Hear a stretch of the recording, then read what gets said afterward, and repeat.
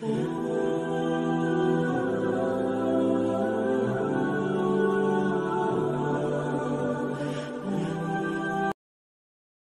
di surat Thaha Allah memanggil Sayyidina Musa dan memperkenalkan dirinya dua kali. Rububiyah dan uluhiyah yang tadi dalilnya itu. Pertama kali Allah berkata kepada Sayyidina Musa, "Hai Musa, lepaskan na'alaik, terompahmu, sandalmu." Kalau ahli tafsir memahami sandal aja, terompah aja.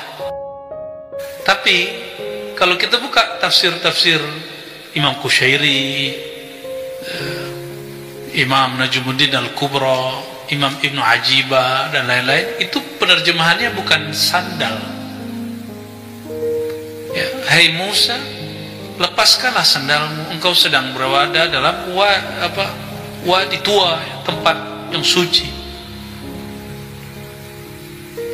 Sandal itu adalah hijab diri kita, ya, hijab kita yang membuat kita terhalang kepada Allah SWT. Itu disimbolkan dengan sandal. Sandal itu bisa jadi diartikan kedirianmu, keegoanmu, engkau merasa dirimu ada. Nah itu. Jadi kalau diterjemahkan, hai Musa, tanggalkan keegoanmu, tanggalkan wujudmu. Kalau wujudmu sudah engkau tanggalkan, engkau sudah tidak zahir lagi, barulah aku yang maha batin mengenalkan diri dengan zahir. Ana Rabbuk, akulah Rabbmu yang mencipta engkau. Disebut wajah rububiyah. Lalu Allah berkalam lagi, ana akhtartuka fastami' lima yuha. Aku memilih engkau, maka dengarlah apa yang diwahyukan. Lalu Allah berkalam lagi, innani anallah. Ini wajah uluhiyah. Itu dalil mengenai wajah uluhiyah, wajah rububiyah. Rububiyah dulu baru ya uluhiyah. Ini bukan uluhiyah rububiyah versi kelompok salafiyah, ya. Kita nggak ada urusan dengan itu. Innani anallah la ilaha illa ana. Sesungguhnya aku adalah Allah, tiada yang berhak disembah kecuali aku, maka sembahlah aku, dirikanlah sholat untuk menyembahku, ya. Itu di surat Thaha ayat 14. Pertanyaan Pak Zakar ini, kapan seorang hamba pantas gitu ya dikenalkan oleh Allah dengan rububiyah dan uluhiyah? Jawabannya, apabila dia menanggalkan keegoannya, keakuannya. Saat itulah seorang hamba diizinkan untuk merasakan itu. Dan pengalaman ini tidak hanya untuk para nabi, Bang Dik. Jadi ketika Allah mengenalkan dirinya, ana rabbuka, lalu innani anallah, itu kan dua kali. Itu juga terjadi pada para imam, pada Syekh Abu Yazid Al-Bustami, Imam Junaid, Imam An-Nuri, Imam Syekh Abdul Qadir Jilani. Yang lebih zahir dalam kitab Fathur Rabbani, beliau menceritakan itu. Apa kata Syekh Abdul Qadir Jilani? Aku mengalami dalam khalwatku, Allah mengenalkan dirinya kepadaku, hai hambaku, akulah Rabbmu. Alami. Itu ternyata sudah pernah dikatakan oleh Imam Ghazali sebelum Syekh Abdul Qadir. Dalam kitab Kimia Usa'adah beliau mengatakan, pengalaman ini, keistimewaan ini tidak khusus untuk para nabi dan wali-wali besar terdahulu, maka sampai akhir zaman hamba-hamba terpilih akan mendapatkan musyahadah wajah rububiyah dan uluhiyah, ya, akan diizinkan menatap keindahan wajah uluhiyah dan rububiyahnya sampai kiamat. Kita kan, mohon maaf, kita ini, saya pengagum para imam dan saya mengikuti torikot mereka, tapi saya tidak mau fanatis seperti sebagian orang.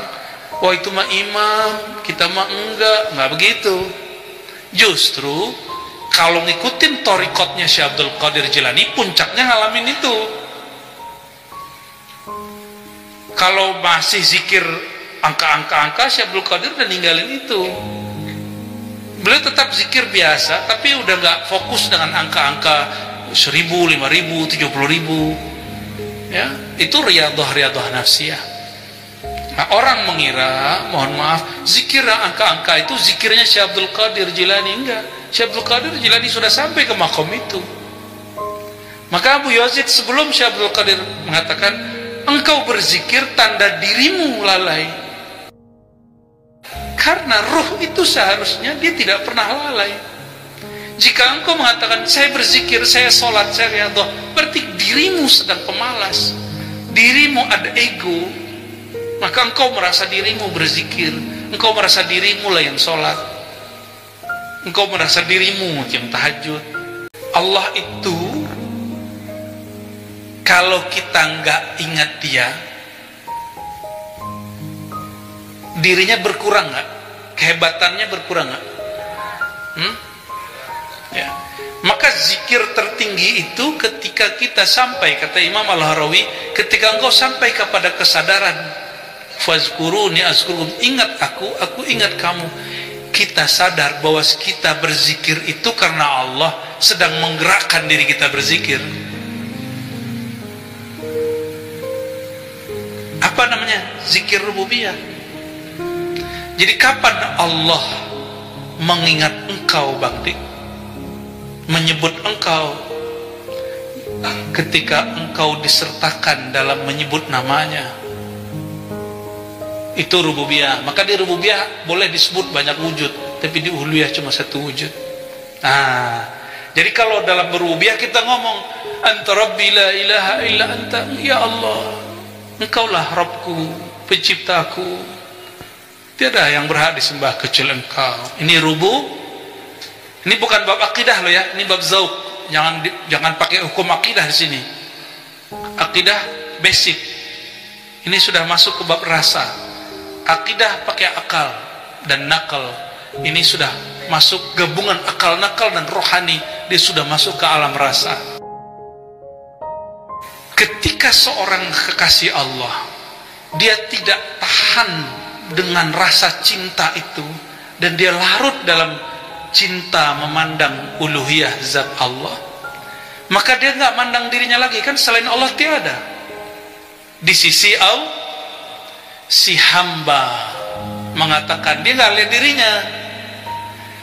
Dia waktu itu memandang wajah uluhiyah, dia bukan memandang wajah rubu. Semoga masih ingat, semoga masih ingat. Kalau seorang hamba memandang wajah rububiyah, dia mengatakan aku hambamu, engkau Tuhanku, aku ciptaanmu, engkaulah penciptaku. Tapi kalau memandang wajah zatullah uluhiyah, nggak ada lagi kita, nggak ada hamba. Terus kita ini ada, kita apanya Allah, kita perbuatannya Allah. Maka Allah memakai kalam dari perbuatannya. Muncullah Sayyidina Al-Hallaj mengatakan anallah. Itu Al-Hallaj memandang kepada uluhiyah, tapi dia lupa adab rububiyahnya.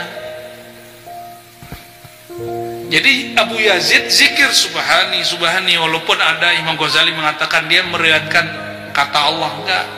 Subhani artinya apa? Maha suci aku. Jadi kalau Abu Yazid mengatakan subhanaka, subhanallah, maha suci engkau ya Allah, itu Imam Abu Yazid sedang larut dalam cinta memandang rubu, engkau aku, engkau Maha Pencipta aku. Ya.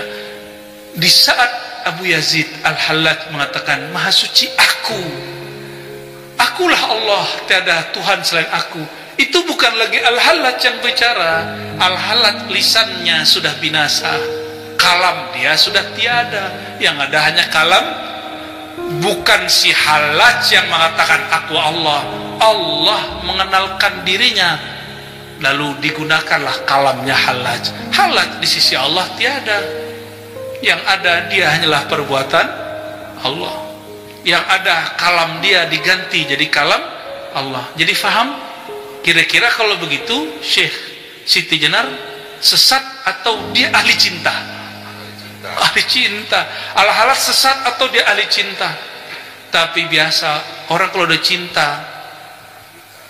kalau di bab rububiyah pakai bab adab syariat, kalau dalam bab uluhiyah dan tidak memakaikan bab rububiyah, dia lupa dengan adab-adab syariat.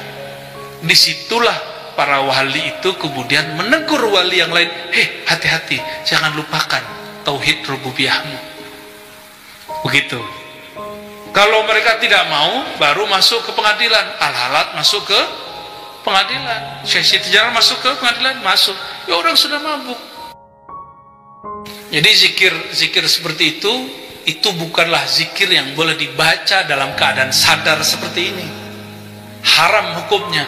Makanya Imam Ibnu Arabi mengatakan, kutubuna, kitab-kitab kami ya, muharramatun, diharamkan ala ghairina, diharamkan untuk dilihat, dibaca sendiri oleh selain kami. Jadi kalau mau baca kitab tasawuf mesti berguru, nggak boleh baca sendiri. Tapi saya lihat ada ulama salah faham di situ. Kalimat Ibnu Arabi itu, ini dinukil juga sebagian dengan redaksi yang lain oleh Syekh Abdul Somad Al-Falembani ya, dalam kitab Syiarus Salikin. Dipahami oleh sebagian orang berarti kitab tasawuf seperti itu nggak boleh dibaca. Nggak begitu, nggak boleh dibaca santri sendiri, dia mesti dibimbing.